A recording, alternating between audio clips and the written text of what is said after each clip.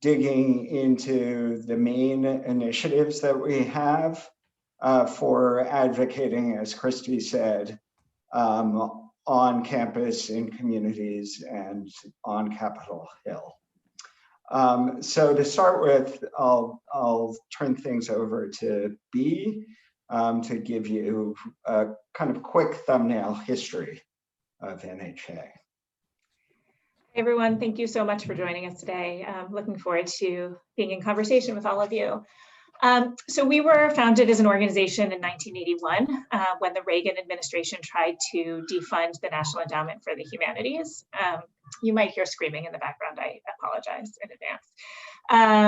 And at that moment, a handful of scholarly societies and other organizations came together to speak with one voice on behalf of the National Endowment for the Humanities, and in doing so founded the National Humanities Alliance.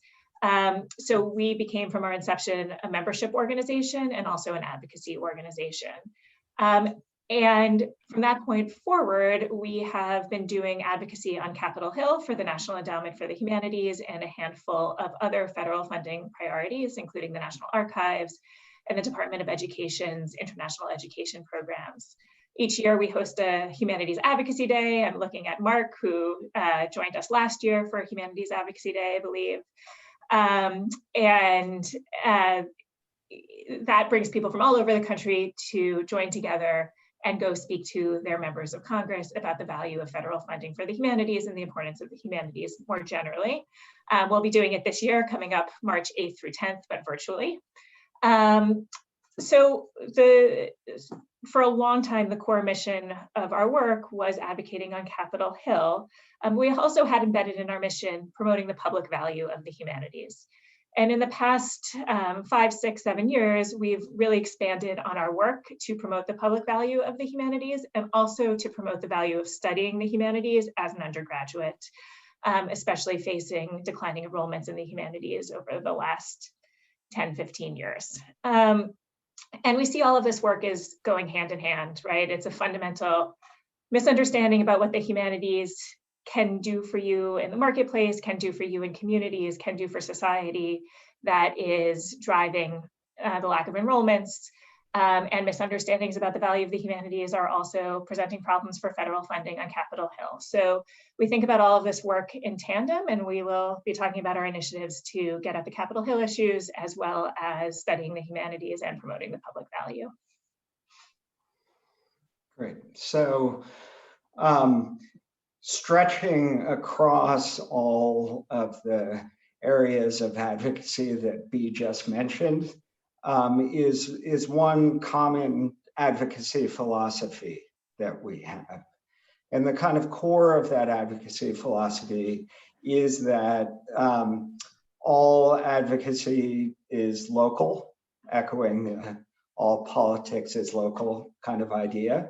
And what that means in practice is that advocacy, effective advocacy, whether we're dealing with campus-based, community-based, or Capitol Hill-based, really begins with folks like you, people who are doing this work and are most effective at telling the story of this work. Our role in that is to create platforms and resources to support you in doing that advocacy work. Those resources, again, come from all of you. We learn about the impactful work you're doing. We learn about the innovative strategies you're developing to recruit students to the humanities, to engage community partners. We are learning about the perspectives of community partners and what they find as valuable in the humanities.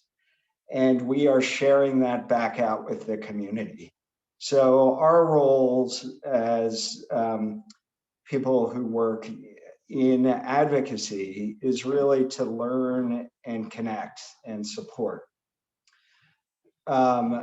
Again, the one of the common principles that goes across all of our work too, is that in order to build public support for the humanities, we need to increase public involvement with the humanities. So core to that has been promoting publicly engaged humanities work. The first initiative we'd like to talk about today is centered on fostering more publicly engaged humanities work, and then boosting the profile of that work. We'll next talk about 3 of our initiatives. All 3 are generously supported by the Andrew W. Mellon Foundation. They stretch they run the gamut of the places that we mentioned, campuses, communities, and also intersect with our work on Capitol Hill without getting into lobbying territory. So the first one is Humanities for All, and I will drop a link to the Humanities for All website in the Bia's already beat me to it. So Humanities for All is our effort to catalog publicly engaged humanities work based at higher ed institutions. It has 2 main goals. One, to provide a resource for those who wish to deepen their practice in doing publicly engaged humanities work. The other one is to tell a different story about what the humanities are and do in a higher ed context. The website that we shared catalogs more than 1,800 publicly engaged humanities projects based at higher ed institutions that are sortable by discipline, by type of host institution, by type of community partner. There are a number of them that have lengthy profiles as models as various types of publicly engaged humanities work. There are also a number of synthetic essays which work through a typology of the publicly engaged humanities, ways of fostering community partnerships. Then there's also a blog on there that brings the voices of those who are doing this work to the fore. We invite submissions to the website, both the projects, and also we invite submissions of blog postings too about publicly engaged work. There are guidelines on the site. This website is being used in a variety of places, including graduate classes to orient students toward the public humanities. Foundations are using it to help orient their grant programs. And then, of course, individual scholars are using it to connect with the kinds of projects that they're interested in learning more about and pursuing themselves. The next phase of our work on Humanities for All will look in particular at projects that are aimed at racial and social justice. We will be doing a new round of outreach and look to collect and profile projects over the next few years. Lastly, I'll mention our impact research. We also work with project directors to document the impact of their projects, both looking at the impact on community participants, but also looking at the impact on scholars and students who might participate in this work as well. So I will pause there and turn things back over to Bea to discuss the next initiative. Thanks, Steve. So I just dropped one more link into the chat, and this is the website for our Study the Humanities initiative. And the fundamental goal of this initiative is to support faculty and administrators in promoting the value of studying the humanities as an undergraduate. Recruiting more students to humanities classes, integrating humanities into curricula across the university, whether it be a business school or a criminal justice program. We are just interested in what it takes to get more people to study the humanities. And we come at this in a few different ways. The first, which you'll find on the website, is a toolkit which aggregates qualitative and quantitative data about the value of studying the humanities as an undergraduate, aggregated and organized into 6 main arguments for the value of studying the humanities. So these are just sort of ready-made resources that people can pull on if they want to make a presentation, create a fact sheet, things like that. The next part, and this is sort of the main part of the initiative, is to surface strategies across campuses in the United States that have been successful in pulling more students into the humanities and reversing declining enrollments. And the basic logic here is that people are doing lots of creative things on lots of different campuses, but knowledge of successful initiatives rarely transcends the campus on which it happens. And so there's a lot of learning that folks can do from each other across the humanities, across humanities disciplines, to better know what works and get some creative ideas for their own efforts to address this issue. We are about, in the next few weeks, to launch a report that is the result of nearly 2 years of research on these strategies. And the report is divided into sort of 4 overarching categories of efforts to engage undergraduates. We have one chapter on articulating career pathways. And so this is both showcasing that you can get a career and also supporting students in pursuing those careers. We have a chapter on curricular innovation. And again, this is within a major, within a course, and also across the university with interdisciplinary collaborations. A section on cultivating a marketing mindset. How do you talk about the humanities to a variety of different audiences? Working with admissions officers, working with parents, working with incoming students. And then finally, we have one on cultivating community and identity around the humanities. And so these are cohort programs and peer mentorship and things of that sort. Could be creating a history lounge where people gather and cultivate identity.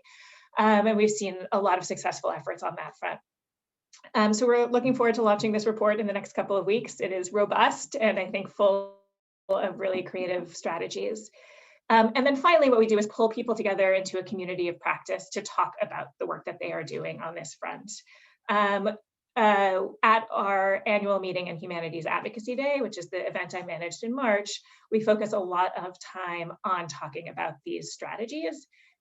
Hearing presentations from people who have cultivated successful strategies, giving people an opportunity to talk about the challenges they face in doing this work, whether it be in getting faculty buy-in or administrator buy-in, or communicating with parents or communicating with local employers, so they can really sort of dig in, roll up their sleeves with other people who are engaged in these questions and learn from one another.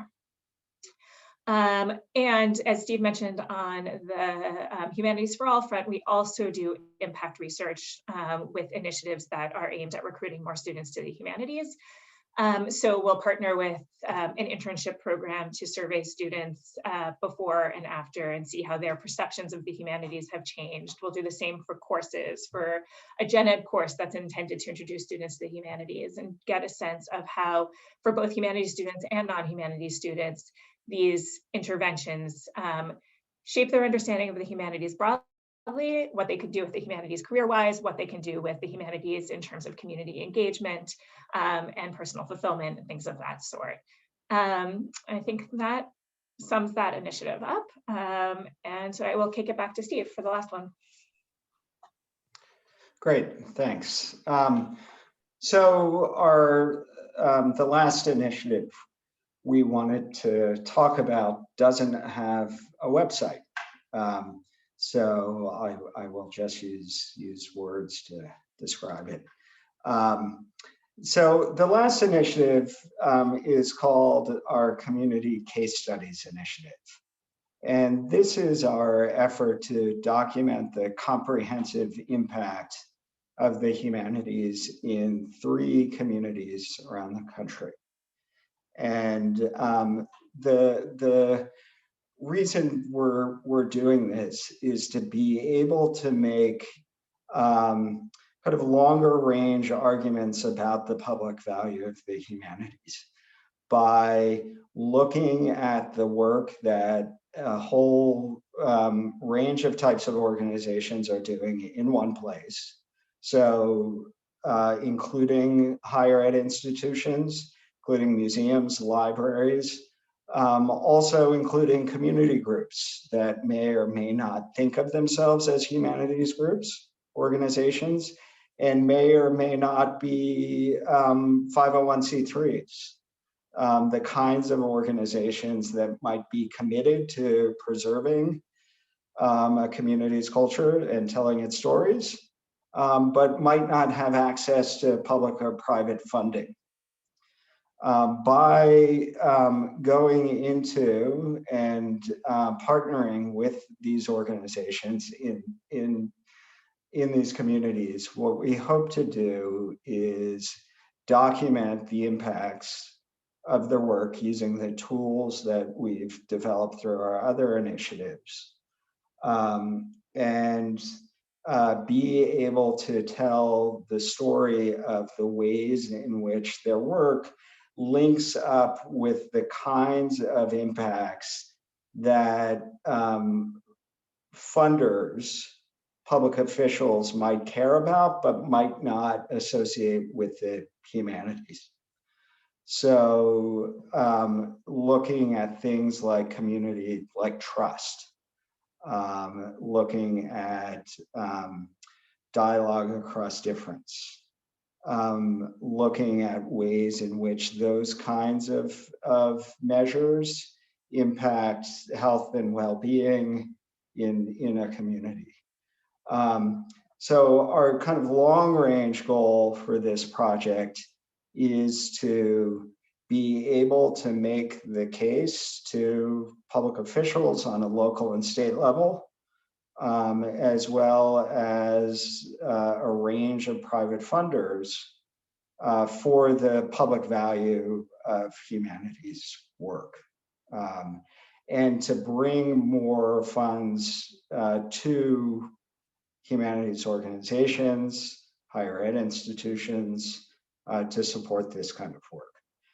So in addition to doing these deep dive case studies, we are also putting together a clearinghouse of state and local policies that support the humanities. And these will be model policies that can be adopted in other communities to make this case. We hope after doing the first 3 case studies that we'll be in a position to do some more case studies so that we've got a critical mass that we can go to the Governors Association and other groups like that with. We have not announced the 3 communities that we are going to, but just within this virtual room, it looks like we will be looking at Charleston, South Carolina, and my mind is going blank. Grand Rapids, South. It's not Rapid City, Rapid City, South Dakota, and Nogales, and Nogales, Arizona, as the 3rd one. And we've chosen these places, one, because they have a robust ecosystems in the humanities that involve higher ed institutions and a whole range of community partners. And that they're also dealing with important issues through the humanities that we would like to document the impact on. This initiative is just getting started, so we've got quite a ways to go, but we're really excited to be building on the work we've done in all of our initiatives to do this more comprehensive deep dive in these places. So thank you, and we'd love to hear questions, comments on anything that's on your mind.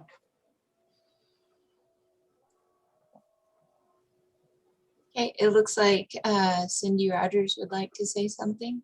Cindy, could you go ahead? That was the clapping reaction, Oh, I'm sorry. not the hand reaction. But thank you, it was an excellent presentation.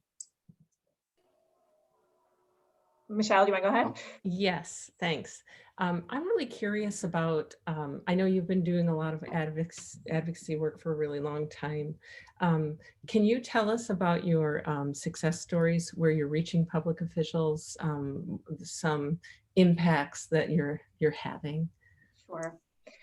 I think that the biggest success story is that we made it through the Trump administration with its attacks on the National Endowment for the Humanities totally unscathed and with increases every year. And I think that that was because we went into the Trump administration from a position of strength.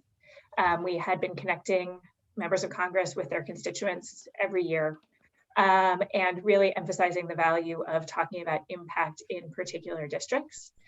And we work very closely with the state humanities councils in every state who also do this advocacy and speak very compellingly about the local impact of their work. And so I think they actually have an advocacy day a week before us every year. And so I think the 1-2 punch of the humanities councils and then folks who come to our advocacy day, largely from universities, but also from museums, libraries, archives, have really started to take hold and give a bipartisan group of members of Congress a picture that this is work that really benefits constituents and benefits communities. And also the members of the appropriations subcommittee that oversees the National Endowment for the Humanities, a very robust sense of what this work does. I think we've cultivated very strong Republican and Democratic allies on that committee through the constituent visits and then also a handful of other kinds of engagements. We do in-district meetings during non-COVID times. We've done one virtually, but what those are is gathering up to 30 constituents in a district with a member of Congress or a member of their staff to just give a holistic picture of what this work looks like in a particular place. And we've seen that have tremendous impact as well. So I think, just work of relationship building and showing concretely on the ground what the humanities means to a whole bunch of different people has been fairly successful. Okay, Mark Rosen, would you like to ask your question? Sure. So I was really fortunate to be able to go to this last year, and it was like literally the last thing that any of us did before the shutdown. I remember going and meeting with Congress people, and I think it was like March 9th or something like that. It was like literally the day before everything shut down, and it was a great, it was a great experience, and actually the whole conference was a great experience. Partly, there was a lot I learned about how other universities handle humanities, making sure that the graduates have a certain set of skills and tracking those things, like just sort of seeing what other programs are doing, not just advocating for it, but thinking about it within the university. And I had some conversations with Scott Muir about, who's also part of the organization, about teaching the humanities at a kind of techie school, like a school that has a strong foundation or orientation around the sciences, which is definitely the case with our university. And I wonder if you can maybe talk about that a little bit, maybe to our group here about,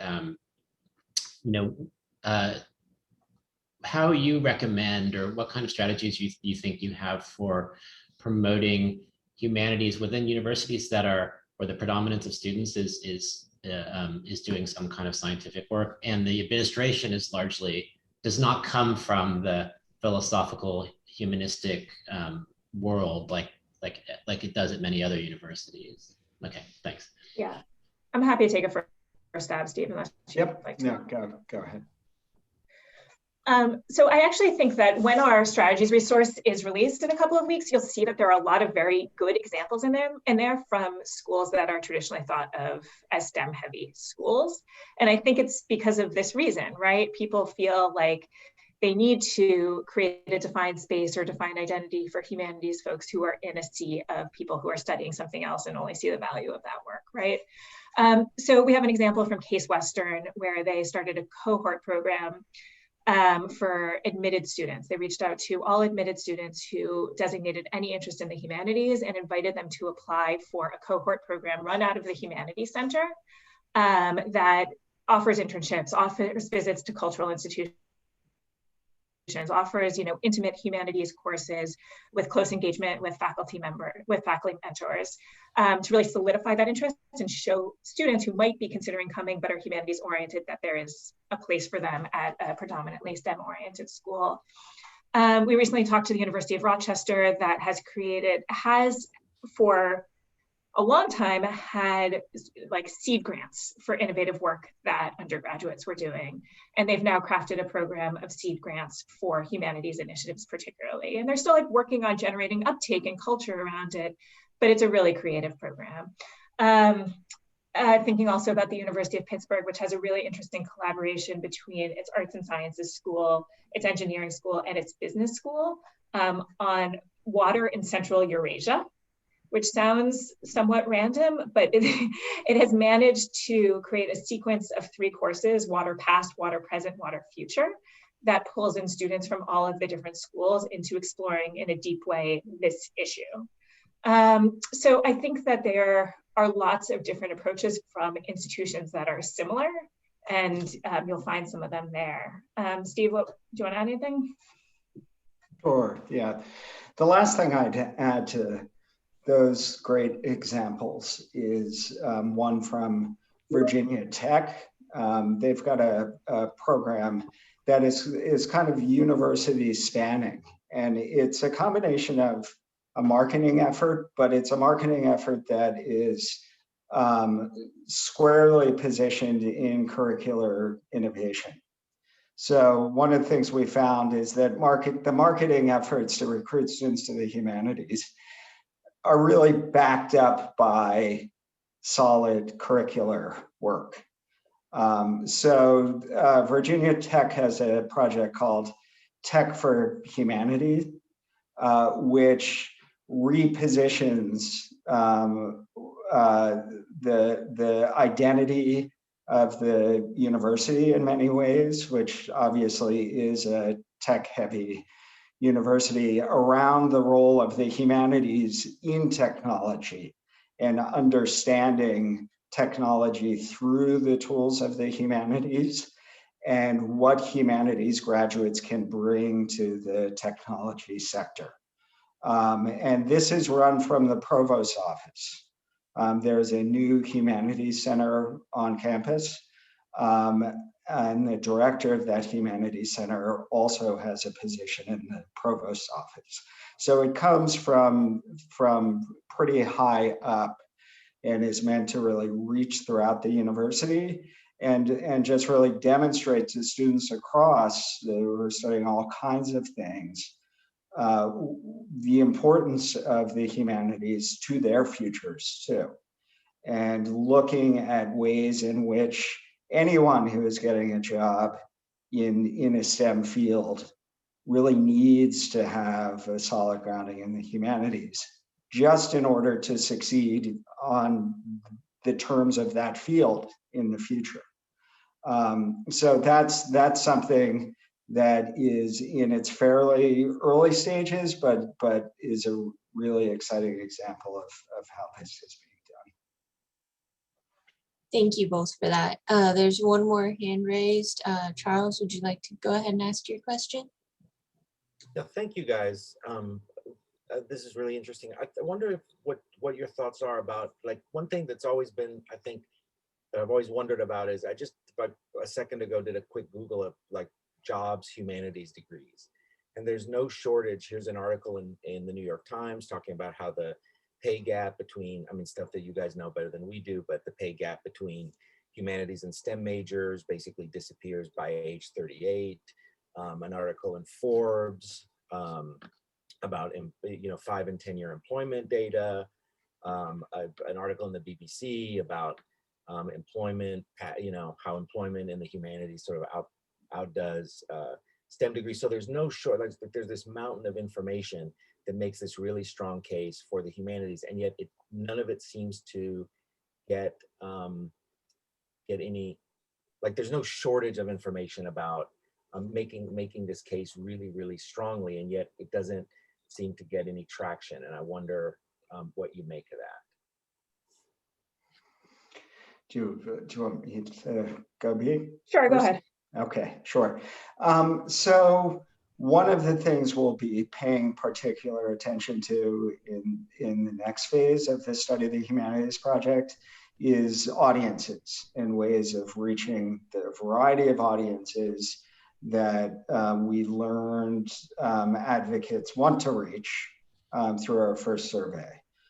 Those include parents, as well as the students themselves. And they also include career counselors, high school guidance counselors.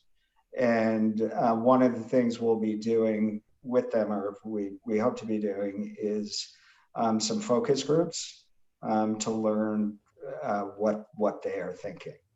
The things we are doing now involve providing the data on career trajectories to on-campus advocates. We've got a toolkit that I think Bea mentioned on the Study of the Humanities website that includes, that aggregates all of that data in order to empower those of you who are talking to audiences like that to create resources to support your work. The other thing in the strategies resource that we'll be producing in a few weeks, that outlines a lot of strategies to deal with that career trajectory issue, both in terms of communicating it to students, but also in terms of how to create opportunities for students to actually see those pathways through internships and other kinds of projects. The third thing we're doing is a podcast that we're working on, the first season of.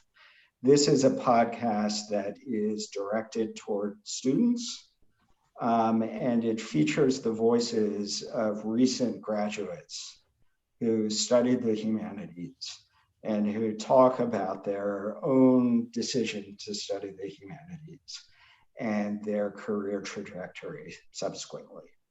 It is based on the idea that current students will identify more with recent graduates and want to hear about what they weighed, what their family thought. So the first episode features a recent graduate whose parents expected that he would go into medicine of some sort, but he was driven by questions about equality and social justice to read for himself in high school, and brought that passion to school and found his way into the humanities in that context. So it will feature stories like that we hope students will identify with, and we'll make the podcast, we will market through administrators and faculty to students. So we hope that will help tell that story about decision-making and also career trajectory, how you make it through from studying the humanities into those first jobs. Bea, do you want to add something to that? Nope, I think I got it. All right, did anybody else have any questions to put in the chat, or anybody else want to raise a hand and ask anything?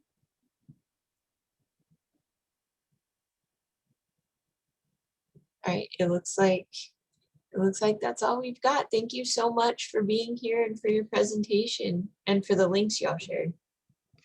Thanks so much for having us. And please don't hesitate to reach out to us if you have any questions, would like to participate in our initiatives, or would like to come to the annual meeting this year too.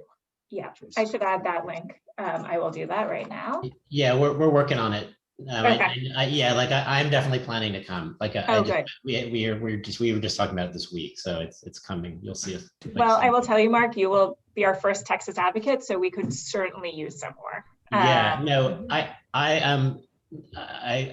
thought it was fantastic last year. Like I couldn't recommend it highly enough. And things got a little slowed afterwards just because everything shut down. We had so many things to deal with, but I learned a lot of really valuable information there. And I think others who are interested in joining us from our university should. I think it's really valuable.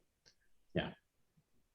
Great. And then the last thing I would just say is that Steve talked about contributing to the Humanities for All project database and also the blog. We are also always interested in contributions to our sort of body of knowledge for study of the humanities. And we'll actually be launching a blog for that one as well. But Mark mentioned our project director, Scott Muir. Please feel free to reach out to us with any creative things you're doing on campus that are sort of recruiting students to be humanities oriented, and we'd love to follow up. Thank you all. All right, thank you. Thank you very much. Thank you. Thank you. Take care.